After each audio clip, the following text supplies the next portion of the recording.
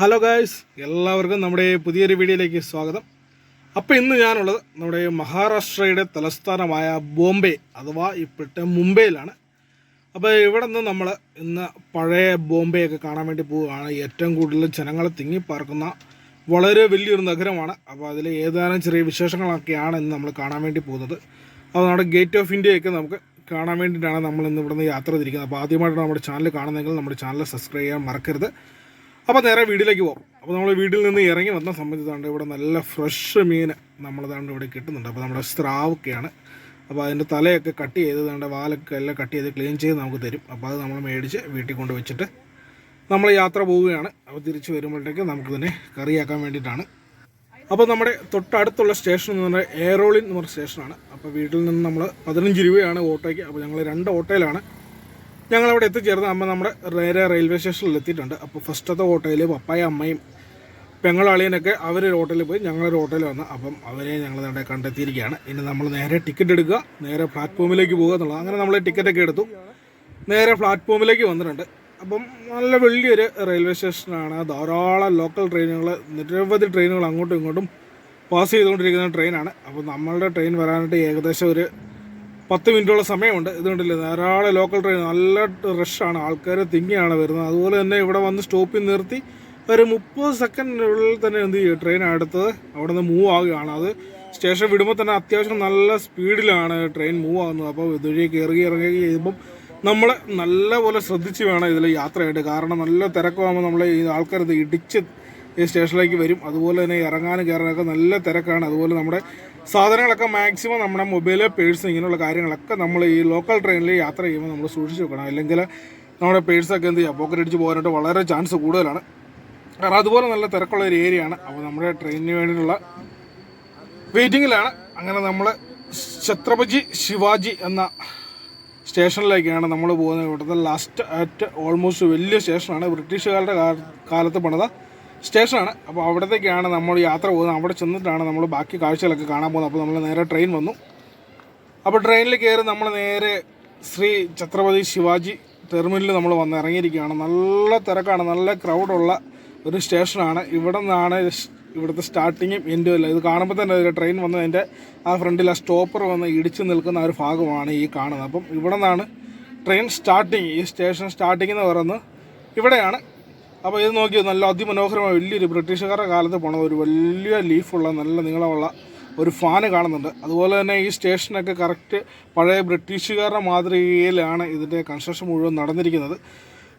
ഇന്ത്യയിൽ ബ്രിട്ടീഷുകാർക്ക് ഏറ്റവും കൂടുതൽ വ്യവസായത്തിന് പറ്റിയ ഒരു മേഖലയായിട്ട് അവർ കണ്ടിട്ടാണ് ഈ മുംബൈ അഥവാ നമ്മുടെ ഈ പഴയ ബോംബെ അവർ കൂടുതൽ പ്രൊമോട്ട് ചെയ്യുകയും ബിസിനസ്സായിട്ടും അതുപോലെ തന്നെ വാണിജ്യ ആവശ്യങ്ങൾക്ക് വേണ്ടി അവർ ഏറ്റവും കൂടുതൽ ഉപയോഗിച്ചൊരു തുറമുഖമാണ് നമ്മുടെ ഈ മുംബൈ തുറമുഖം എന്ന് പറയുന്നത്. അങ്ങനെയാണ് ഇത്രയും ഈ ബ്രിട്ടീഷ് ഇവിടുത്തെ ഈ മുംബൈ നഗരം ഇത്ര വളരുവാനായിട്ട് കഴിഞ്ഞത്. നമ്മുടെ ഇന്ത്യയിൽ തന്നെ വ്യവസായ നഗരമെന്നാണ് നമ്മുടെ മുംബൈ അറിയപ്പെടുന്നത്. അതുപോലെ തന്നെ ഉറക്കമില്ലാത്ത ഒരു, അതായത് രാത്രിയില്ലാത്ത ഒരു ഏരിയയും കൂടിയാണ്. അത് ഫുൾ ടൈം 24 hours എന്ത് ചെയ്യുകയാണ്, ഇത് ആൾക്കാർ ഓരോരോ വർക്കിംഗ് ഫാക്ടറികളൊക്കെ ഇതിന് കണ്ടിന്യൂസ് ഇങ്ങനെ പോയിക്കൊണ്ടിരിക്കുന്ന ഒരു ഏരിയയാണ്. അതുകൊണ്ട് വളരെ തിരക്കാണ്. അപ്പോൾ നമ്മൾ സ്റ്റേഷനിൽ നിന്ന് ഇറങ്ങി നേരെ നമ്മുടെ തൊട്ടടുത്തുള്ള ബസ് ടെർമിനലിലേക്ക് വന്നു. അപ്പോൾ ഇവിടെ നിന്ന് നമ്മൾ നേരെ ഗേറ്റ് ഓഫ് ഇന്ത്യ കാണാൻ വേണ്ടിയിട്ടാണ് ഇവിടെ നിന്ന് പോകുന്നത്. അപ്പം നമുക്കുള്ള ബസ്സാണ് അതാണ് അങ്ങനെ ലാസ്റ്റിൽ കിടപ്പുണ്ട്. അപ്പോൾ നമ്മൾ അവിടെ ചെന്നിട്ട് നമ്മൾ ടിക്കറ്റ് എടുക്കണം. അതിന് ശേഷമാണ് നമ്മൾ ഇവിടുത്തെ യാത്ര ചെയ്യാൻ പോകുന്നത്. ഇവിടുത്തെ സിസ്റ്റം എന്നൊക്കെ പറയുന്നത് വളരെ നമ്മളെ നാട്ടിലൊക്കെ നല്ല മാതൃകയാക്കേണ്ട ഒരു സിസ്റ്റമാണ്. ഇവിടെ എന്ന് പറഞ്ഞാൽ ബസ്സിനകത്ത് ഒരിക്കലും കണ്ടക്ടറില്ല. കാരണം അതായത് എല്ലാ സ്റ്റോപ്പുകളിലും കണ്ടക്ടർമാരുണ്ടാകും. അവർ നമുക്ക് ടിക്കറ്റ് തന്നതിന് ശേഷം നമ്മൾ അവർക്ക് പൈസ കൊടുക്കുന്നു, ടിക്കറ്റ് മേടിക്കുന്നു. അതിനുശേഷം നമ്മൾ ബസ്സിൽ കയറുന്നു. നമ്മൾ സ്റ്റോപ്പ് എത്തുമ്പോൾ ഇറങ്ങുക എന്നുള്ളത് മാത്രമാണ്. അപ്പോൾ നമ്മൾ കയറുമ്പോഴത്തേനും അവർ സെൻട്രലിലെ ഡോറാണ് ഓപ്പൺ ചെയ്യുക. അതിലൂടെ നമ്മൾ കയറുക, എന്നിട്ട് ഫ്രണ്ടിൽ ഡോറിൽ കൂടെ നമ്മൾ ഇറങ്ങി പോകുന്നുള്ളതാണ്. അപ്പോൾ നമ്മൾ ടിക്കറ്റൊക്കെ എടുത്തു, ഞങ്ങളെല്ലാവരും ബസ്സിനുള്ളിൽ കയറി. അപ്പം നല്ല സീറ്റെല്ലാം ഫുള്ളാണ്. അപ്പോൾ ഞാൻ വീഡിയോ ഒക്കെ എടുക്കുന്നതിന് വേണ്ടിയിട്ട് ഏറ്റവും ഫ്രണ്ടിൽ നമ്മൾ പോയി നിൽക്കുക. പിന്നെ ഡ്രൈവിങ്ങും ഇത് യാത്രയൊക്കെ നമുക്ക് വളരെ ഇഷ്ടമായതുകൊണ്ട് അപ്പോൾ ഇതൊക്കെ കൊണ്ടൊന്ന് ആസ്വദിക്കാൻ വേണ്ടിയിട്ട് ഞാൻ ഏറ്റവും ഫ്രണ്ടിൽ തന്നെ ഞാൻ സ്ഥാനം പിടിച്ചിട്ടുണ്ട്. അപ്പോൾ ഈ ബസ് എന്ന് പറഞ്ഞാൽ AC ലോ ഫ്ലോർ ബസ്സാണ്. അതുപോലെ തന്നെയല്ല, ഇത് ഇലക്ട്രിക്കൽ ബസ് കൂടിയാണ്. ഇലക്ട്രിക് ബസ്സിലാണ് ഇവിടുത്തെ ലോക്കൽ യാത്രകൾ മുഴുവൻ ആൾക്കാർ യൂസ് ചെയ്യുന്നത്. കാരണം ബസ്സിൽ ഇതുണ്ട്, കയറി കഴിഞ്ഞാൽ ഡ്രൈവർ മാത്രമേ ഉള്ളൂ. ഡ്രൈവർ അവിടെ നിന്ന് ആൾക്കാർ കയറി കഴിഞ്ഞ ശേഷം കണ്ടക്ടർ ടിക്കറ്റ് കൊടുക്കുന്നു. കയറിയ ശേഷം ബസ് മൂവായി. ഇനി നമ്മൾ ഇറങ്ങുന്ന സ്റ്റോപ്പിൽ നമ്മൾ ഇറങ്ങാമെന്നുള്ളത് മാത്രമല്ല. അങ്ങനെ പോകുന്ന വഴിക്ക് എല്ലാ സ്റ്റോപ്പുകളിലും കണ്ടക്ടർമാർ ഇങ്ങനെ ഉണ്ടാവും. അവർ എവിടേക്കാണ് പോകേണ്ടതെന്ന് വെച്ചാൽ അതിന് നമുക്ക് ടിക്കറ്റ് നമ്മൾ അവരുടെ പൈസ കൊടുക്കുന്നു, ടിക്കറ്റ് മേടിക്കുന്നു, നമ്മൾ യാത്ര ചെയ്യാന്നുള്ളതാണ്. അപ്പോൾ നമ്മളങ്ങനെ കാഴ്ചകളൊക്കെ കണ്ട് അങ്ങനെ ടൗണിലേക്ക് നമ്മളിങ്ങനെ നമ്മുടെ ബസ്സിങ്ങനെ ഒഴുകി തുടങ്ങിയിട്ടുണ്ട്. അപ്പോൾ ധാരാളം വാഹനങ്ങളൊക്കെ ഉണ്ട്. അതുപോലെ തന്നെ ട്രാഫിക് ബ്ലോക്കിലേക്കുള്ള വളരെ തിരക്ക് പിടിച്ച ഒരു നഗരം കൂടിയാണ് നമ്മുടെ ഈ ബോംബെ എന്ന് പറയുന്നത്. അപ്പോൾ നമ്മളങ്ങനെ നേരെ ബസ്സിൽ നമ്മുടെ യാത്രകൾ തുടരുകയാണ്. വഴി നീളം നല്ല നല്ല മനോഹരമായ കാഴ്ചകളൊക്കെ നമുക്കിങ്ങനെ കാണാനായിട്ട് സാധിക്കുന്നുണ്ട്. അതൊക്കെ കാഴ്ചകളൊക്കെ പിന്നിട്ട് നമ്മൾ നല്ല AC ബസ്സിൽ നമ്മളിങ്ങനെ കുളിർമയോടുകൂടി ഇങ്ങനെ നമ്മൾ യാത്ര ചെയ്തുകൊണ്ടിരിക്കുകയാണ്. അങ്ങനെ നമ്മൾ നമ്മുടെ ഡെസ്റ്റിനേഷനിലെത്തി. അപ്പോൾ ഇവിടെ ധാരാളം ആൾക്കാർ ഇന്നിങ്ങനെ വെള്ളം കുടിക്കുന്നുണ്ട്. അപ്പോൾ നമ്മളും ക്ഷീണിച്ച് വന്നുകൊണ്ട് നമ്മളൊരു വെള്ളം കുടിക്കാമെന്ന് വെച്ചാൽ നമ്മുടെ നാട്ടിൽ കിട്ടുന്നത് എന്തോ ഒരു കുലുക്കി സർബത്ത് പോലത്തെ ഒരു ഐറ്റമാണ് ഇവിടെ കിട്ടുന്നത്. അപ്പോൾ നമ്മൾ എന്താണെന്ന് നോക്കാൻ വേണ്ടി അപ്പോൾ ഞങ്ങളെല്ലാവരും ഓരോ ഗ്ലാസ് ഓർഡർ ചെയ്തു. അപ്പോൾ അതിന് വേണ്ടിയിട്ടുള്ള വെയിറ്റിങ്ങിലാണ്. ആ സമയത്ത് സ്ട്രീറ്റിൽ ധാരാളം സാധനങ്ങളൊക്കെ വിൽക്കുന്ന ആൾക്കാരൊക്കെ നമുക്കിതിനെ കാണാനായിട്ട് സാധിക്കുന്നുണ്ട്. അപ്പോൾ ഞങ്ങൾ ഓർഡർ ചെയ്ത ഞങ്ങളുടെ സാധനം ഞങ്ങൾക്ക് കിട്ടി. എന്താണെന്ന് വെച്ച് കഴിഞ്ഞാൽ പ്രത്യേകിച്ചൊന്നുമില്ല. നമ്മുടെ നാരങ്ങ വെള്ളത്തിൽ കുറേ ചാട്ട് മസാല ഇടുന്നു, നന്നായിട്ട് ഷെയ്ക്ക് ചെയ്തിട്ട് നമുക്ക് തരുന്നു. ഇതിന് 30 രൂപയാണ് ഈടാക്കുന്നത്. പക്ഷേ എല്ലാവർക്കും ഇതിൻ്റെ ടേസ്റ്റ് ഇഷ്ടപ്പെട്ടില്ല. എന്നാലും നമ്മൾ എന്താ പറയുക, പാമ്പിനെ തിന്നുന്ന നാട്ടിൽ ചെന്നാൽ അതിൻ്റെ നടുക്കഷ്ണം കഴിക്കണം എന്ന് പറയുന്നത് പോലെ അതുകൊണ്ട് ഞാനത് കുടിച്ചു.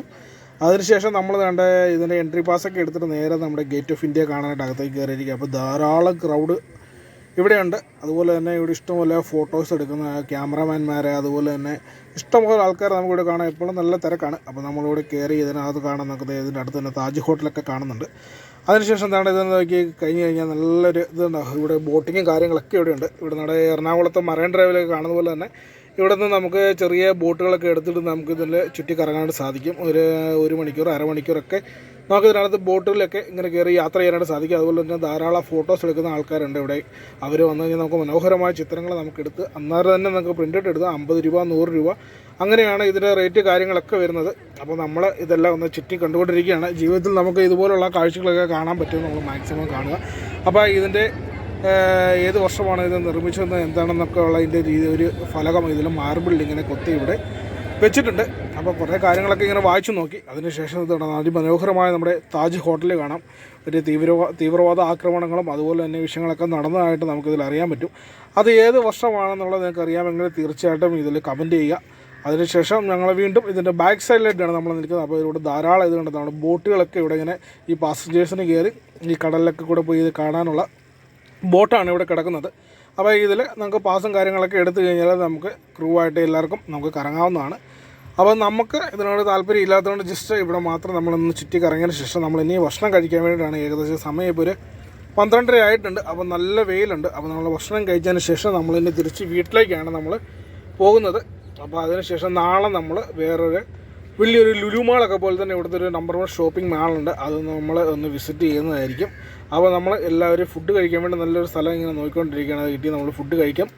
അപ്പോൾ എന്താണ് ഞങ്ങൾക്ക് എല്ലാവർക്കും നല്ലൊരു മരത്തിൻ്റെ ഒരു തണൽ ഞങ്ങൾക്ക് കിട്ടി. അപ്പോൾ അവിടെ ഞങ്ങൾ വീട്ടിൽ നിന്ന് ഫുഡ് എല്ലാവർക്കും റെഡി ആയിക്കൊണ്ട് വേണം വന്നത്. എല്ലാവർക്കും ഞങ്ങൾ തക്കാളി ചോറാണ് ഞങ്ങൾ ഉണ്ടാക്കുന്നത്. തക്കാളി ചോറ്, അച്ചാറ്, പപ്പടം, ചമ്മന്തി, ഇതാണ് ഞങ്ങളുടെ ഉച്ചക്കത്തെ ഫുഡ് എന്ന് പറയുന്നത്. അപ്പോൾ ഞങ്ങൾക്ക് എല്ലാവർക്കും ഓരോ പൊതിയുണ്ട്. അപ്പോൾ ഞങ്ങൾ പൊതി കഴിച്ചതിന് ശേഷം വീണ്ടും നമ്മൾ അടുത്ത ബസ് കയറുന്നു. റെയിൽവേ സ്റ്റേഷനിലേക്ക് പോകും. നമ്മുടെ വീട്ടിലേക്ക് നമ്മൾ യാത്ര ചെയ്യാനായിട്ട് പ്ലാൻ ചെയ്തിരിക്കുന്നത്. അപ്പോൾ നമ്മൾ ഫുഡൊക്കെ ഇതുപോലെ കൊണ്ടുവന്ന് കഴിക്കുകയാണെങ്കിൽ തീർച്ചയായിട്ടും ഇതിൻ്റെ വേസ്റ്റുകൾ നമ്മൾ വലിച്ചെറിയരുത്.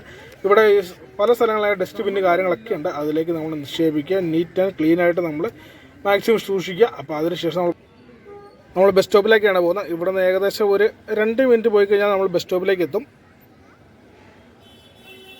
തിരിച്ചങ്ങനെ നമ്മൾ റെയിൽവേ സ്റ്റേഷനിലേക്ക് പോകാനായിട്ട് ബസ് ടെർമിനലിൽ വന്നിരിക്കുകയാണ്. അപ്പോൾ നമ്മളിവിടെ വന്നു, ടിക്കറ്റൊക്കെ എടുത്തു. അപ്പോൾ നമ്മൾ ബസ്സിൽ കയറാൻ വേണ്ടി എല്ലാവരും ഇങ്ങനെ ടിക്കറ്റ് എടുത്ത് ഇങ്ങനെ ക്യൂ നിൽക്കുകയാണ്. അപ്പോൾ ബസ് വരുന്ന സമയത്ത് ഓരോരുത്തർ 1 by 1 ആയിട്ട് വേണം നമ്മളിവിടെ കയറാൻ വേണ്ടി. തന്നെ എൻ്റെ ബാക്കിലായിട്ട് കണ്ടക്ടർമാരൊക്കെ ഉണ്ട്. അവർ തന്നെ ടിക്കറ്റും കാര്യങ്ങളൊക്കെ ഇങ്ങനെ കൊടുത്തുകൊണ്ടിരിക്കുകയാണ്. അപ്പോൾ നമുക്ക് ഇവിടുന്ന് ടിക്കറ്റൊക്കെ എടുത്തു. അപ്പോൾ നമുക്ക് 5 കിലോമീറ്റർ യാത്ര ചെയ്യാനായിട്ട് ഒരാൾക്ക് 5 രൂപയാണ് ചാർജ് ആക്കുന്നത്.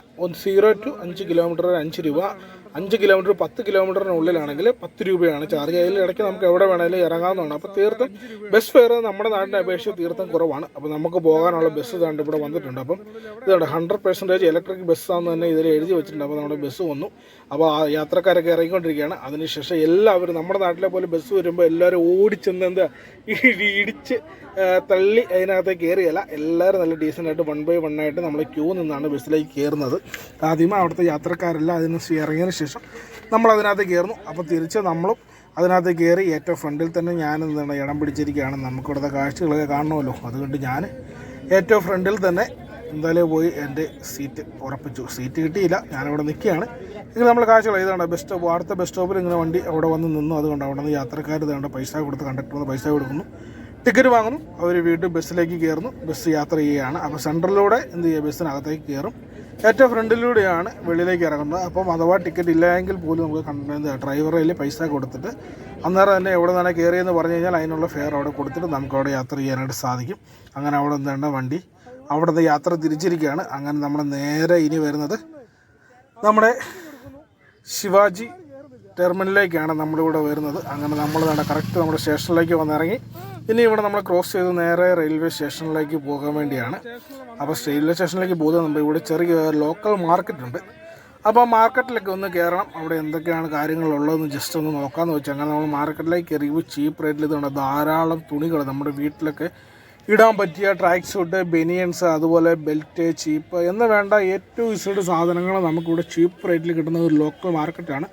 ഈ റെയിൽവേ സ്റ്റേഷൻ ഏറ്റവും ഫ്രണ്ടിൽ തന്നെയുണ്ട്. ഇവിടെ ഫുഡ് ഐറ്റംസ് കിട്ടും, അതുപോലെ തന്നെ വീട്ടിലേക്ക് കൊണ്ടുപോകാനുള്ള പ്രോഡക്റ്റുകൾ, അതുപോലെ എന്ത് തരം സാധനങ്ങളാണെന്ന് പറഞ്ഞാൽ ഇവിടെ വളരെ ഇതാണ്. ബെൽറ്റൊക്കെ കൂട്ടിയിട്ട് ഇങ്ങനെ വിൽക്കുകയാണ്. നമ്മുടെ ലെതറിൻ്റെ ക്വാളിറ്റിയുള്ള നല്ല ബെൽറ്റുകളൊക്കെ നമുക്ക് ലോ ബഡ്ജറ്റിൽ നമുക്ക് ഇവിടെ നിന്ന് കിട്ടും.